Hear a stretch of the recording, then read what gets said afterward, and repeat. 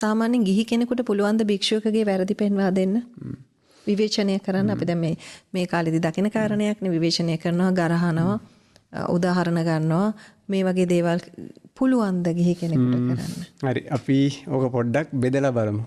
ඒතකොට භික්ෂුවකට වරදක් පෙන්වා දීම, භික්ෂුවගේ වරදක් දැකලා ඒ වරද හදන්න උදව් කිරීම, ඇවතකින් චෝදනා කිරීම කියන මෙන්න මේ පැති ටික අපි ආවරණය කරමු. ඒතරයි මුලින්ම බලමු භික්ෂුන් වහන්සේ නමකට ඇවතකින් චෝදනා කරන්න පුළුවන්. මම හිතන්නේ ඇවත කියන එක දන්නේ නැති මේ ශ්‍රවණය කරන පිරිස. එතකොට ශික්ෂාපදයක් කඩ කරයි කියලා ඇවතකින් චෝදනා කරන්න පුළුවන් තවත් භික්ෂුවකට විතරයි. උපසම්පදා භික්ෂුවකට විතරයි. ඒ ඇවතකින් චෝදනා කරන්න කලිනුත් අවකාශ ගන්න ඕනේ. කියන්නේ අවසරයක් ගන්නට ඕනේ. ස්වාමීනි ඔබ වහන්සේට මට ඇවතක් පෙන්වා දෙන්න අවසර ලැබෙනවද කියලා අවසරය ලබාගෙන තමයි ඇවත පෙන්වලා දෙන්නටත් ඕනේ. අවසර දුන්නේ නැත්නම් පෙන්වලා දෙන්න බෑ. ඒක තමයි අපි කියන්නේ ඇවතකින් චෝදනා කිරීම. ඇවතකින් චෝදනා කිරීමේ බලය තියෙන්නේ උපසම්පදා භික්ෂුවකට විතරයි. ඒක තමයි මේ සිස්ටම් එක හදලා තියෙන හැටි.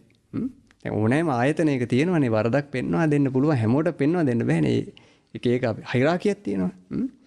හැබැයි ගිහි පෙන්වතුන්ට පුළුවන් යම් වරදක් පෙන්වා දෙන එක කියන එක කරන්න. අපි උදාහරණයක් බලුවොත් එහෙම දැන් උදායි භික්ෂුන් වහන්සේ ගමට ගිහිල්ලා සමහර වෙලාවට කාන්තාවොත් එක්ක තනිව වාඩි වෙලා ළඟට වෙලා ඉඳගෙන කතා බහ කර කර ඉන්නවා. මුමුණා කතා කරනවා. ඉතින් ඒ වෙලාවේ විශාකා උපාසිකාව දැකලා කියනවා ස්වාමීනි මෙහෙම කරන එක හොඳ නෑ නේද කියලා. ඒ වෙලාවේ මේක ගණන් ගන්නෙ නෑ. විශාකා උපාසිකාව මොකද කරන්නේ? මේක භික්ෂුන් වහන්සේලාට දැනුම් දෙනවා. ඒතර භික්ෂුන් වහන්සේලා මේක බුදුරජාන් වහන්සේට දැනුම් දෙනවා. ඊට පස්සේ බුදුරජාන් වහන්සේ මේ අනියත ශික්ෂාපද පැනවීම කරන්නේ. ඒතර ඒ වගේ දෙයක් කරන්න පුළුවන්. ඉතින් ඇවතකින් චෝදනා කිරීමක් නෙවෙයි ස්වාමීනි මේක හොඳ නෑ නේද කියලා මතක් කරලා දෙනවා.